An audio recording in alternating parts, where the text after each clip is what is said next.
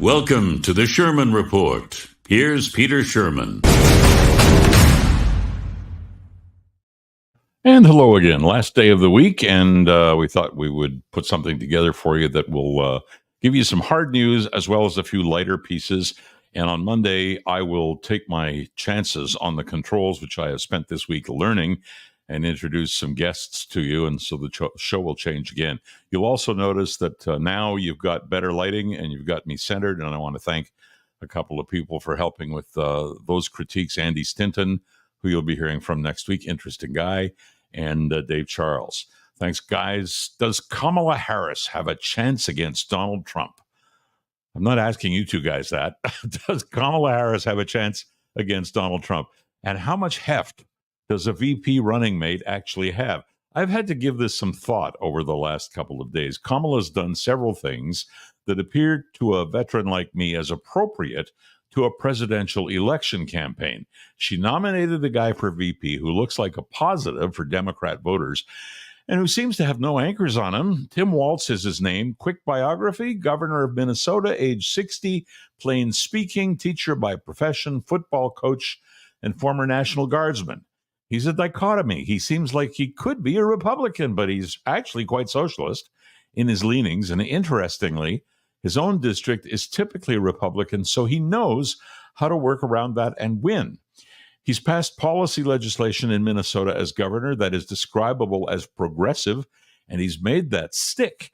And unlike, say, Josh Shapiro of Pennsylvania, who was another possible for Harris VP choice, he's not seen as tied to any philosophy. Short form, he's not Jewish, which, by the way, is rankling New York Jews who were pulling for the strong pro-Israel guy like that very governor, Pennsylvania Governor Josh Shapiro. Didn't happen. In terms of Kamala and that issue, she had a rally Wednesday evening, and something interesting happened. Someone shouted, "From the river to the sea." She stopped and said that such statements were not welcome, and that the person who shouted it out might find more acceptance at a Trump rally. Actually, I got to say, good comeback. For Tim Walz, over his 12 years in Congress, it was hard to label his ideology. He voted, I should say, in favor of the Affordable Care Act, co-sponsored pro-labor measures, including a bill to raise the minimum wage, and backed an unsuccessful cap-and-trade effort for reducing carbon emissions. Those are clear-cut Democratic issues. But he also found common cause with Republicans. He voted to continue funding the wars in Iraq and Afghanistan, supported tighter vetting of refugees entering the U.S., and tried to block the Obama-era bailout of banks and car companies after the 2008 financial crash. So that's Kamala Harris' running mate. If I sound like I'm beating the Harris drum, I'm certainly not, just trying to explain the guy that she chose as her running mate.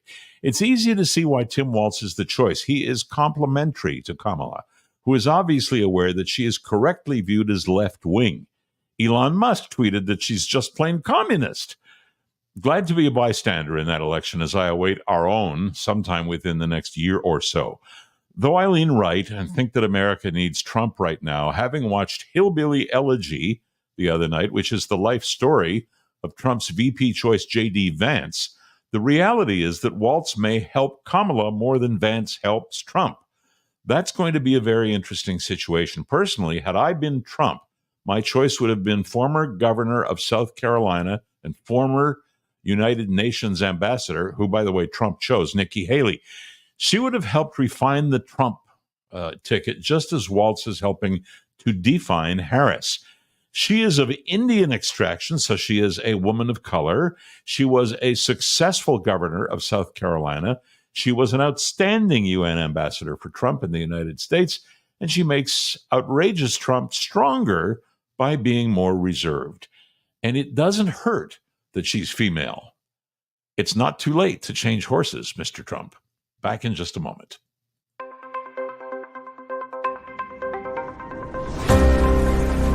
You're with the Sherman Report.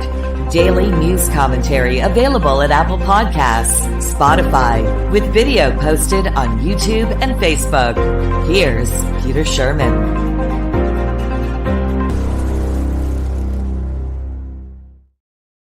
Pierre Poilievre, the leader of the Conservative Party of Canada, is taking heat from the biggest newspaper in the country.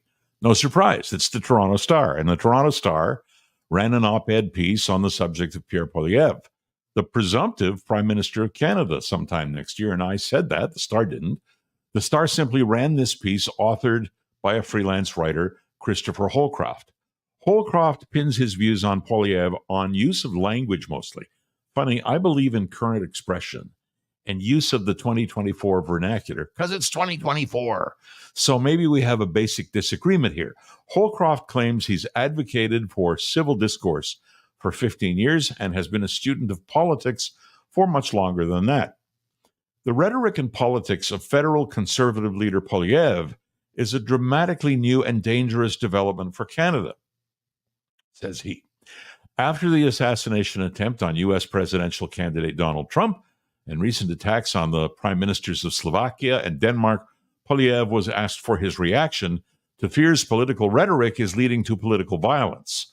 His answer was that there was no need to tone down, as his criticisms of the current prime minister are entirely reasonable. I would agree, but anyway, those were Poilievre's words. Mine would have been a lot harsher.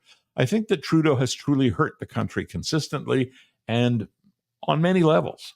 Recently, per Mr. Holcroft's op-ed, Poilievre has referred to Prime Minister Justin Trudeau as the Liberal and New Democratic Party leaders have received from him, extremists, raving wackos, and lunatics who, and I'm quoting, detest the working class and have, quote, total disdain for the common people. Them's fighting words, but I don't know if they're if words that you could describe as politically harmful to the point where somebody would come after you armed. Poilievre's indifference, says Holcroft, to the harms of inflammatory speech is irresponsible. Elsewhere in the country, heated language toward politicians has risen to the level of threats of violence. I'd like to know why anyone, Mr. Holcroft or otherwise, needs to worry about a crackpot here or there who talks publicly about killing a politician. This has been around forever, not just since July, when the RCMP announced the arrest of two men charged in June for uttering threats to kill Trudeau, Finance Minister Chrystia Freeland, and federal NDP leader Jagmeet Singh. Frankly, it bothers me that this nonsense appears in the same editorial piece as the language attributed to Poilievre. If something like, say, the carbon tax sounds wacky, or feeding lunch to 400,000 kids whose families have been impoverished further by such things as the carbon tax, I think it should be open season. And only a fool would take that as inspiration for violence against anyone. Appealing to the menacing and misinformed has been a part of Poilievre's political style for years, according to Holcroft. I say the language is not only within the realm of what I described earlier as 2024 vernacular, but that being a wacko, for example, is comparatively mild for someone who has imposed a carbon tax in order to help lower the temperature of the world. I mean, come on, talk to Russia, talk to India, talk to China. They're doing nothing. What are we going to do? Well, an analogy might be bringing a water pistol to one of those forest fires. It just isn't going to work. Further cited are Poilievre's support for the Freedom Convoy, his defending of far-right website Rebel Media. And I would correct Mr. Holcroft on that. Rebel Media is actually a television medium closed circuit the same way this is. His meeting with the protesters holding extreme anti-government views. I'd have done the same. Trudeau should have done the same. You can't make peace with an adversary unless you know the adversary. Besides, while messing up downtown Ottawa for a month was not really a good idea, a fair discussion between leaders and the current PM probably could have emptied Ottawa of the occupiers in a day or two. If you want a strong leader, you can't stick with liberal mush. It's Pierre Poilievre's job to criticize the unholy coalition of the NDP and the Liberals, and it's your purview to address journalists as you wish and in turn have them write about you as they wish.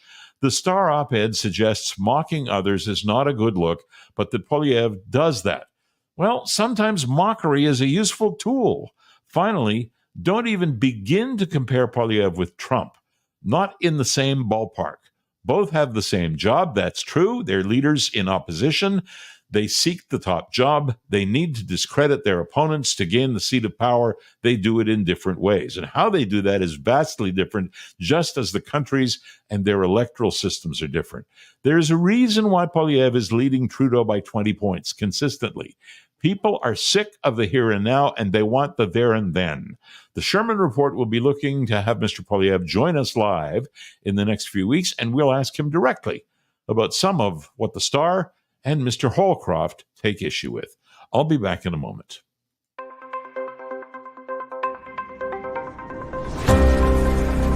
You're with the Sherman Report. Daily news commentary available at Apple Podcasts, Spotify, with video posted on YouTube and Facebook. Here's Peter Sherman.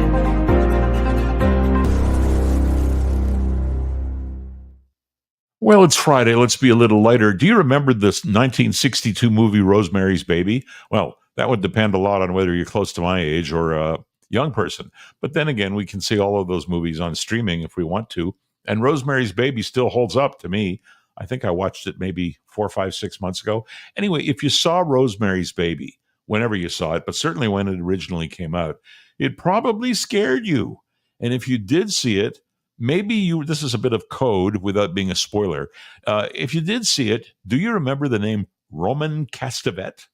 Use letters that, when rearranged, spelled the name Stephen Marcato. Well, Stephen Marcato, the character in the movie, I'm not going to say what he was or what he did, but he lived in the same building as Rosemary and her husband back in 1962, and he was vitally involved. It'll be interesting to find out if the Marcatos are still around. Inside question, but not a spoiler. That's one for you real movie buffs with great memories. Anyway, the original movie starred Mia Farrow and John Cassavetes, and that's all I'll say about that. Well, it's coming back, but in prequel form. Prequel, meaning what happened before there was a Rosemary's Baby. So what happened in the Bramford apartment building before that young couple moved in? Well, Rosemary's Baby will begin streaming on Paramount at the end of September, but it will be called Apartment 7A. That's the title, Apartment 7A. This movie explores what happened in that building, which, by the way, was actually the Dakota. That's just a little side note. That's a famous New York building, still is, very expensive, which has been home to many names you know, like John Lennon. He was shot dead outside of it, and Lauren Bacall and Gilda Radner, and yes, even horror maestro 100 years ago, Boris Karloff. Great choice for a location, don't you think, for the Bramford? One of the stars in the new Apartment 7A is up-and-coming dancer Terry Giannoffrio, and the series opens with her being severely injured. An older couple living in the Bramford takes her in. This, of course, is all prior to Rosemary and her husband ever living there. Anyway, another resident offers Terry Giannoffrio's character a second chance at fame. She spends an evening she doesn't fully recall under very disturbing circumstances. You're going to have to see the movie to know what that means. That makes her nervous and busy second-guessing what sacrifices she is willing to make for her career when she realizes that she is in the presence of evil. I'd watch it. First time around was a yes. Maybe the prequel's going to be too. All right, let's just take a quick break, and then let's talk about some money that you could spend on a splurge.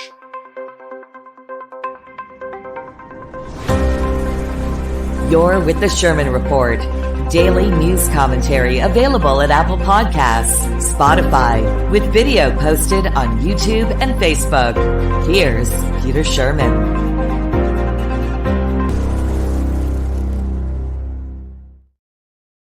Have you got a few bucks kicking around that are marked splurge? Yeah, I know, most of us don't. But maybe there are a few out there, or maybe you could earmark some bucks for splurge. I don't know if you can spend it yet, but listen to this. They found a shipwreck off the coast of Sweden from the 19th century. Guess what's in this ship? About 100 bottles of 19th century champagne and mineral water. Wow, can't wait to get my hands on that mineral water. Relax. It's a joke. But I do want some of that champagne. And apparently it's intact. It's in great condition. There's no reason why it shouldn't still be very drinkable and give whoever gets a chance a taste of what might have been if they'd lived in, say, 1875. Anyway, I want some of that champagne. So nobody will be allowed to go fishing for the champagne sitting in that ship off the southern coast of Sweden. Damn it. I always thought my scuba license would come in handy someday, and maybe I could use it to keep those guards away. Maybe not. Officials are watching, and this is not new to them, as the wreck's location has been known since 2016 and is registered in Sweden's National Antiquities Office's cultural environment. However, on July 11th, Polish scuba divers did what I wanted to do. They found the precious cargo by getting their gruba dupas into the ship. You don't know what gruba dupas is? Well, why don't you look that up? Take the words gruba and dupas and put them into Google Translate, Polish to English. Anyway, you're not doing that, said the Swedes. The wreck is about 58 meters down. That's maybe 180 feet. Serious diving down there. You have to stay a short period of time, do a lot of decompression before you come up, unless you're wearing special diving gear that's equipped for deeper water dives. Anyway, I could do it, and the Polish guys could do it, but they couldn't stay long. And because it's down there and because it's in the control of the county, they can't have or touch anything in it. So there it sits, the southern county of Blekinge in Sweden, and the divers happened on her about 37 kilometers south of the Swedish Baltic island of Öland, Oeland. I don't know what that means in Swedish, but I'm guessing it's island, Öland. And clearly, they couldn't keep their mouths tightly shut around their regulator apparatus. They wanted them around the wine bottles, but that wasn't going to happen. Wine and water experts quickly contacted the divers. They want to carry out lab tests on the contents. What have you been doing for 8 years, guys? You found it in 2016. You want to do water and lab tests? Go do them. Then maybe they can auction them off or something, and somebody can get a shot at that 19th century champagne. Anyway, Swedish authorities have put their foot down and labeled the sunken ship an ancient relic, which the county says requires a clear and strong protection to remain intact. Right. And the champagne, too. You must not damage the ancient remains, which includes taking items from the wreck without permission from the county. That comes from Magnus Johansson, good Swedish guy, a county official. He said that. He said the champagne bottles are a fantastically well-preserved lot. And that gives us a snapshot of shipping and life on board at the end of the 19th century. Wow. Shipping and life on board. Well, here's the thing. Shipping sometimes resulted in shipwrecks back then. Wooden ships. Less so than now. So this one featured a bit of the good life, I suppose. And that stopped when the ship sunk until it was discovered. The diver earlier said it was believed that the cargo could have been on the way to the royal table in Stockholm or the Russian Tsar's residence in St. Petersburg. When the ship sank sometime in the second half of the 19th century, and sorry for the Tsar, sorry for the Tsarina, sorry for the shipping people, I'm really sorry for the diver because he's alive and he wants it. Happy for those who get a sip. Great story. My finds in scuba, not so famous. The airplane used in a James Bond movie filmed in the Bahamas was one. Ship sunk in the Aruba harbor. They were bombing the Aruba harbor, but yeah, apparently this was during World War II. And also an awful lot of lobsters in dark places and at night. They're called langoustines, actually, in the warm water, as the clawless warm water creatures don't look quite the same. But it's lobster meat, and it's kind of fun to eat. Stay tuned. I'm going to be back and tell you about what happens in many restaurants that have put in no-show fees. Stay tuned.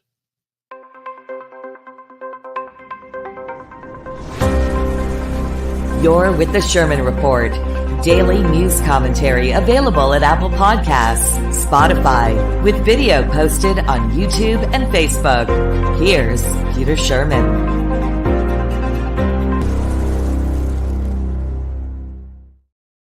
Have you been charged a no-show fee at a restaurant ever? No, I haven't either. But then I never have, because I either keep my reservation or I do the courteous thing and call to cancel. I'm not telling you what a great guy I am. Am I a terrific guy or what? No, I'm just a normal guy who thinks that's fair.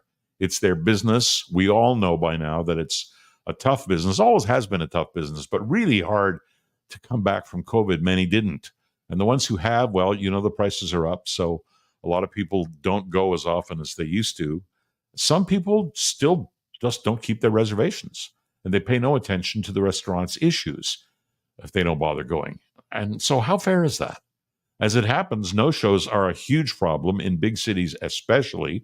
Statistics show that it's as high as 1 in 5 reservations that go unfulfilled. That's a lot of money that's not in the till. So again, I ask you, how fair is that? Well, the restaurant industry is still struggling post-COVID and also with inflated costs. That means customers think twice before eating out, and it costs a fortune. A new study shows restaurants are fighting back with a no-show fee or no-show fees. Many restaurants doing it. Sometimes the tab for not having dinner could actually have paid for the dinner. And you know what? I don't blame them. I'd do it if I were them. One trendy Toronto restaurant charges $350 per person if you don't show. And by the way, that is approximately what they charge if you do show for the 8-course dinner that's served there.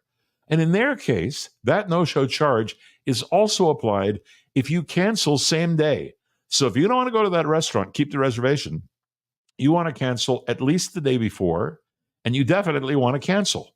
It should be said that it's a highly rated, very exclusive place. It is not by any stretch an eatery, and they serve only 3 tables nightly and only do 1 seating. That means if you're one of the tables, you hold one of the tables, you're taking away a third of their revenue.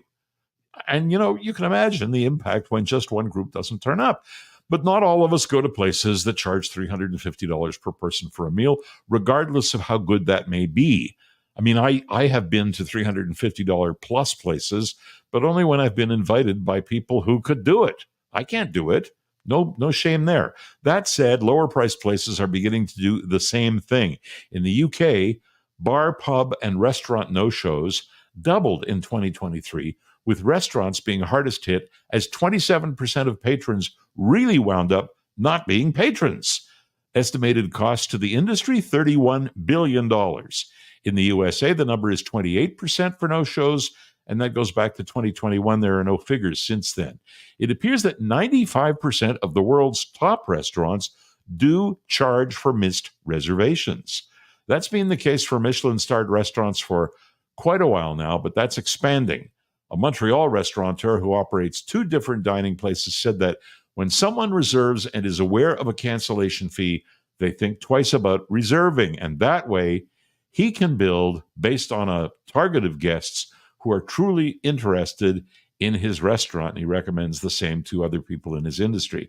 So I'm with the guy. And aside from common courtesy, we all have to pay for the bad manners of others. And we do have to do that.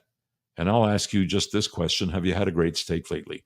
What I'm going to do at this point is say that's it for a Friday. I will see you on Monday. Things will definitely change next week. Not that I feel bad about this week, but this week you've more or less seen and heard me with a couple of exceptions. Next week, I feel confident enough on these new to me video controls that we're going to try our hand at bringing some live guests in and have some discussions, and that'll make it an awful lot more interesting. And you'll also notice that the framing on me and the color, the lighting is an awful lot better. And that's thanks to a couple of professional friends of mine. And they're very welcome critiques. Thank you, Andy. And thank you, Dave. Take care, everybody. Have a great weekend. I'm Peter Sherman. This is the Sherman Report. And see you Monday at 5 o'clock.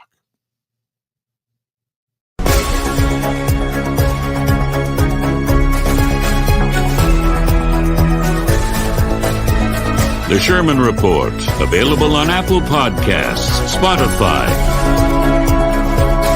and the video version at YouTube, Facebook, and always at petersherman.com. Thanks for listening to the Sherman Report. If you'd like to connect with Peter directly, just go to petersherman.com.